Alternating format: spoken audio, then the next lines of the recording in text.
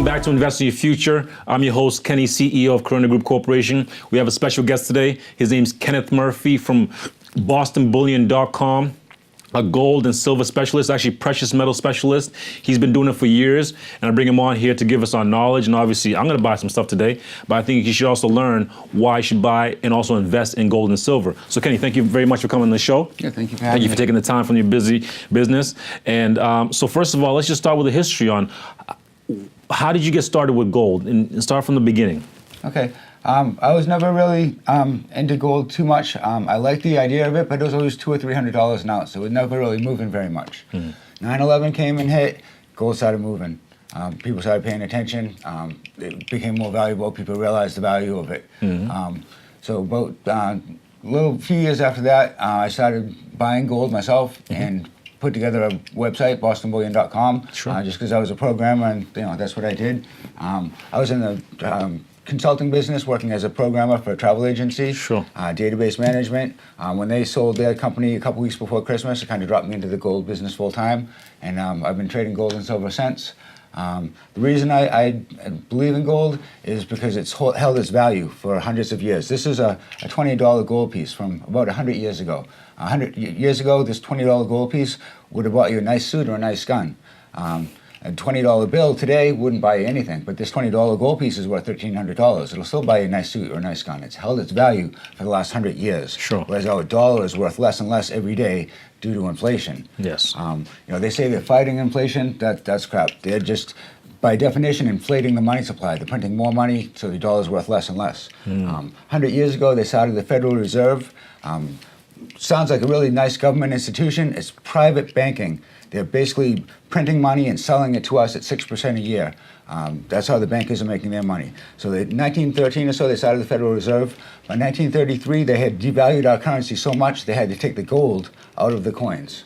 By 1964, they devalued the money so much more, they had to take the silver out of our currency. So 1964 and earlier, your dimes and quarters and halves were 90% silver. It was real money, not anymore. By 1982, they devalued the currency so much more, they had to take the copper out of the pennies.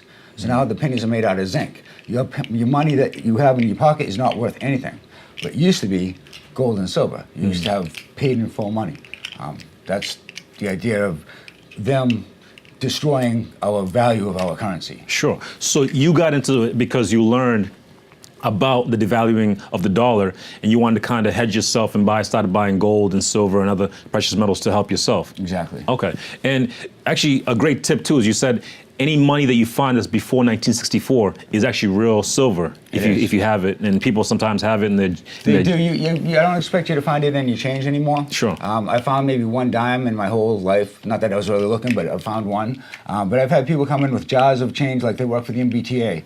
When people paid with silver, they swap it out and they keep the silver. And I've had people come in, like a dentist come in with a jar of teeth, big gold teeth and bridges and stuff. And that was valuable, it was gold. And they had a Vietnamese gentleman come in. He had fled Vietnam, and he had came with gold. So if he had come with Vietnamese currency, I couldn't have helped him. But he had actual Vietnamese gold. We could send it in, melt it out, and pay him for it. So he was able to take his value with him, his wealth with him. So anytime someone, especially moving or traveling, it's obviously much better to have gold and silver because it holds value regardless of whichever country you're going into. Yes. Okay, that's great. And in terms of what you've done now, I mean, you've built a nice business here, and actually I've bought some silver off you, and I'm going to buy some more. But what would you say is the best way to start learning about gold? How did you learn about it? How did you start learning about the pricing and the spot prices and everything? How did you start learning about that? I just did the research. With the internet now, when I was a kid, I would go to the library and read up on World War II and whatever I was interested in. Now it's all online. Sure. It's nice like that. Okay. Just look up gold, silver. If you look up gold, silver ratio, especially, I think silver is a real good deal right now. Okay. You can get almost 80 ounces of silver for every ounce of gold. 80 ounces. So there's very few pure silver mines. Usually there's the gold mines, and the silver is a byproduct of the gold production. So they get about 15 ounces of silver for every ounce of gold. I didn't know that. I didn't know that silver was a byproduct of gold, them digging out gold. Yeah, usually. So there's no silver mines that you go find silver? Very few pure silver mines. Wow, okay. So that natural ratio in the ground is about 15 to 1 silver to gold. That's just the gold price divided by the silver price. So there's more silver in the ground than gold. Yes. It's 15 to 1. 15 to 1. But Wow. right now, with the gold at 1250 and silver at 1450, whatever it is, Yes. that's almost 80 to 1 ounces of silver for every ounce of gold. So you can get almost 80 ounces of silver for each ounce of gold right now. Wow. So that's really cheap. I've had customers that'll buy silver when the price is like this, and when the ratio drops down to 40 to 1, they'll switch their silver and buy gold. Sure. And they'll get twice as much gold as they would have now for that silver. So they're just playing that ratio every 5 to 7 years. Sure. That's actually interesting because I didn't know that much disparity in terms of gold to silver, and I didn't even know that when they found silver in terms of just finding first gold and then they found the byproduct of silver. Right. What would you say in terms of if you want to get started, like if a beginner is starting from zero and they want to obviously did some little research, what would you say the best route for them to start to, let's say, start collecting silver or gold? What would you say the best way is? Just spend $1,000 and get some silver bars. Probably the best way to go. You want to spend $1,000 so you don't have to charge sales tax. $1,000. Under $1,000, we have to charge mass sales tax, 6.25%. They consider that retail. Over $1,000, there's no sales tax. Oh, okay. Okay, So good to know. spend at least $1,000 and put away some silver eagles, some 10-ounce or 100-ounce silver bars, and just stock it away, and hopefully you won't need it. Hopefully you don't need it. In terms of, because you've been purchasing gold and silver for a long time, what's the cheapest you've ever seen gold in your time? Like I said, when I started, I didn't want to pay more than $500 an ounce for gold. So it was $450, $500 right in there, maybe 12 years ago. Okay, 12 years ago it was 500, and right now it's at right, 1,200? 1250. So it's almost more than doubled. Oh yeah. So every year, is this kind of what consistently happens, or is it there's some times where it's going to be more volatile? It's up and down. It was up to as high as 1,800, came down to 1,250. So it definitely goes up and down. But if you look at the long-term chart of it, Yes. Especially against the dollar, or even against the price of an average house, Yes. it's way up. It's for the last 100 years, same amount of gold could buy you a house, pretty much. Wow. Whereas the dollars can't. The houses go up and up. Like for example, when I was a kid, my father paid $18,000 for his house when I was 2 years old. $18,000. That was all he could do to make those payments. He was taking an 18,000. extra job just to make the extra payments on it. 30 years later, he was laughing at how cheap the payments were because the dollar was worth so much less, you know. And so now, 50 years later, that house is worth $500,000. I mean, my father's gone, the house is gone, but $500,000 for the house, it's not worth more. It should be worth less. It's been lived in for 50 years, but because your dollar is worth so much less, the house went up from $18,000 to $500,000. The value, yes. And that's just the dollar. That's the value of your dollar shrinking. And the value of the house is obviously increasing, but now you got to make up for it by obviously buying some gold and silver if you can to hedge that bet against losing the dollar value in a long period of time. So, do you collect any other? I know you have gold and silver. Do you do any of the metals like palladium or platinum? I mean, do you do any suggestions on those? We trade platinum and palladium. Okay. Platinum was twice as much as gold when I started. Now it's cheaper than gold. And also palladium. Platinum and palladium are used in catalytic converters in your cars. Usually when one gets expensive, they'll switch over to the other on a 12 to 15 year cycle. So that drives that prices a little bit. And also palladium is used to harden steel. So when there's a lot of construction going on, the palladium will go up in value. And I think it's mostly mined in Russia. So when we have issues with Russia, that'll affect the value as well. Sure. Actually, that's a great segue because I wanted to ask, what other things besides just holding gold, what other things is gold used for in terms of construction, in terms of, I know they maybe use it for wire, is that correct? Yeah, gold is mostly an investment. Okay.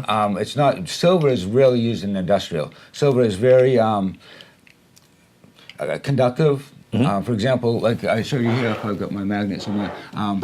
Silver will melt. If you drop an ice cube on a silver bar, it will melt like it was on a hot plate. So it just conducts heat, so it's very useful in electronics. And it's also antibacterial, so it's used in a lot of medical instruments. Really? So silver is a very useful metal for those reasons. Okay. Gold is mostly used, they've used it for fillings and stuff, but not so much anymore. It's mostly used just for an investment. I think Warren Buffett said, you dig it out of the ground and then you put it back in the ground like in a safe or something to store it. Store it, but yeah. it is a store of value, and it has been for thousands of years. Sure.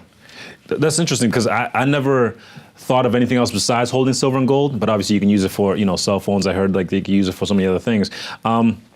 What's the most expensive in terms of like when you're purchasing gold and purchasing silver? Is there a certain amount that you should buy, like that you'd feel safe and comfortable with? I mean, I know they say the ratio is 10%. 10% of your net worth. Right. What would you say, I mean, because you've been in the business for so long, what would you say the best amount to have in terms of protecting yourself and protecting your family? Well, gold, silver, and lead. I like the gold and silver. I mean, 10%. I'm pretty much 100% into it. I mean, Wow. I've got some mining stocks and stuff. Sure. But you know, that's what I trade in. So Just that's strictly what I gold and do. silver for you. Gold and silver, and lead. You need bullets to protect your gold and silver. So don't You forget need the lead. Lead too, also very important. Very good point.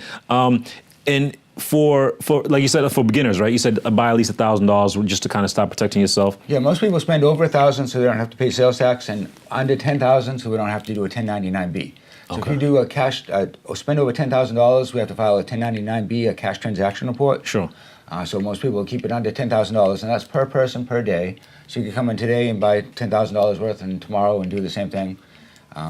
So I could buy 9,900 and be okay. Yeah, you can buy 10,000, just not 10,001. 10,001. Okay, got So it. you get 10,000, you get. Perfect. And what do you think about the new technology? Like I know there's an app, Gold Money, that actually purchases certain gold for you and stores it in certain vaults in China and every different areas. What do you think about those? Well, we do. We have a company that offers vaulting services. Sure. So there's two ways to go. Usually people like it in an IRA. You can do a gold stock trust account and actually purchase gold with your IRA. Otherwise, we do have Dillon Gage is the main company we work with. They have vaults in Canada and in Texas if you want to actually store your physical gold.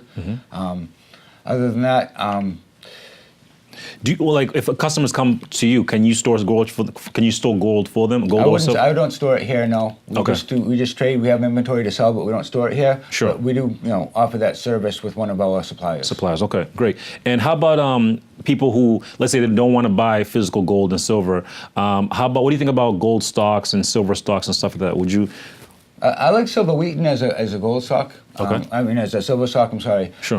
You don't want to do the ETFs. I hear I don't know for sure, but they're supposedly only backed by about 1% of the actual gold and silver they're supposed to be backed by. Wow. Which is okay until everyone wants their silver, and then There's no gonna be silver. a flood on it. Yeah. Like JP Morgan, they're short more than a full year's supply of physical silver. So they can manipulate that market just by moving the paper price. They don't have to move actual physical silver. And there was a time when, for example, Silver Eagles, they usually cost me about $2 over spot. So when silver was around $12, they would cost me about $14. And then silver climbed from 14 all the way up to 20. And as it went up, there was still $2 over spot. So when silver was 20, it cost me $22. Then all of a sudden there was a run on the physical silver. They didn't have the physical silver to make those Silver Eagles anymore. So and they started dropping the silver price. But every time that silver price dropped $1, my premium went up $1. So when silver came from 20 all the way down to 12, the premium went from $2 all the way up to $8. So that physical silver held its value while they were dropping that silver price on the paper. Okay. Could you explain a little bit about that what you talked about? Because a lot of people don't understand what spot means and what in terms of the difference. Could you explain a little bit more about that? A spot is just the 30 days futures contract price of gold or silver. Sure. It's at the reported price of gold. When you talk about the gold price, that's the spot price, and like I said, the 30 days futures price. It's just, Okay. Great. And I mean, because you said a lot of people come in and maybe trade. Let's say they buy some silver, wait a little bit, and then go buy in gold. Would you say what's the best ratio? Would you have some gold, some silver, or focus on just silver, or focus on just gold, or maybe a little bit of both? Okay, all right. I'm not a financial advisor, but when Yes. people always ask me, I recommend half gold, half silver. Half gold, half silver. Gold, because that's the go-to metal. That's when people think about, Luxury holding, yes, yes, value. gold. And then, but silver, especially right now, because I talked about that gold-silver ratio. Silver is very cheap compared to gold right now. So I'd like to see 90% silver. 90% silver, 10% gold. Yeah. Okay. And just for a beginner, I'd say start small, right? Start with some small money that you can afford to to hold for a while, because you don't want to keep going back and forth trading. Because would you say precious metals is a long-term play, right? Not like a Right. short-term play where you trade back and forth. You're trying to keep it for Absolutely. That's the idea of it, Sure. is to hold the value of your money. 50 years ago, the house my father bought, would have cost him, 50 ounces of gold. Yes. Now, fast forward 50 years later, that same house that went from 20,000 to 500,000 is still about 50 ounces of gold. I'm not sure the numbers exactly, but that's the idea. It's held its value The whole time. the whole time. Wow. And so you've been in the industry for how long? Have you been in the About industry? 12 years now. 12 years. What do you see in the future for gold and silver or precious metals from let's say 5, 10, 15, 20 years from now? That's a good question. I've been waiting for that other shoe to drop, meaning the shit to hit the fan. So Yes, true. They've been saying that for a while, but they keep kicking the can down the road. And it still sounds like, when I was a kid, I listened to my father and my grandfather talk politics and stuff. Yes. It sounds like the same stuff they're talking about now. It's just fast forward 50 years, they're just pushing it down the road. I don't know how much longer they can, make our dollar worth less and less and less. And the whole world, I mean, we've been in a really nice position as a country because the dollar has been used as currency throughout the world, Yes. which has held the value up. Whereas now countries are starting to trade oil and gold and doing their own thing without the dollar. And once the dollar loses that reserve status, that's going to affect us quite a bit as well, I think. Of course, it's going to definitely affect everyone, I think, globally. I know some people have sometimes junk silver. Could you explain a little bit about what junk silver is? Yeah, junk silver is just your 90% silver. So before 1964, your coins were made out of silver. 90%. They were 90% silver. Yes. And 1965 came, they took the silver out of the currency. And so the bad money drives out the good, meaning once they put out currency that didn't have silver in it, everyone started hoarding the good currency that did have silver in it. Yes. So they call that junk silver now. Maybe it's a misnomer because it's not junk. It's worth 10 times more than the face value on it because it's made out of silver. Yes. So that's your dimes, quarters, and halves from 1964 and earlier. And that's one of your nicest ways to go because for every $1.40, it's pretty much exactly 1 ounce of silver. So you have 1 ounce of silver as a silver eagle. That's a small unit, 1 ounce of silver. Yes. You can get 14 silver dimes, and that's that same 1 ounce. So that's pretty much your smallest spendable unit is that 1 dime. 1 dime of junk silver. Yes. And if people want to come to you and they bring junk silver, can they trade in and get regular silver or trade for gold? I mean, how does that usually work? Yeah, we can trade whatever you want, any kind of gold or silver. Usually people come in, they want to trade one, junk silver for 100-ounce bars. I recommend against that just because they've already got their silver. Yes. So they're going to take about a 6 or 7% hit by trading, and there's really no reason to do that because they already have your silver. Yes. So if you want to change the form, we'd be happy to do that, but there's not really a reason to do that. Yes. If you want to trade silver to gold for whatever reason you want to do, or gold to silver, we're happy to do that. Definitely. And if people wanted to bring in, let's say, gold jewelry, gold watches, I know sometimes custom pieces are hard to gauge.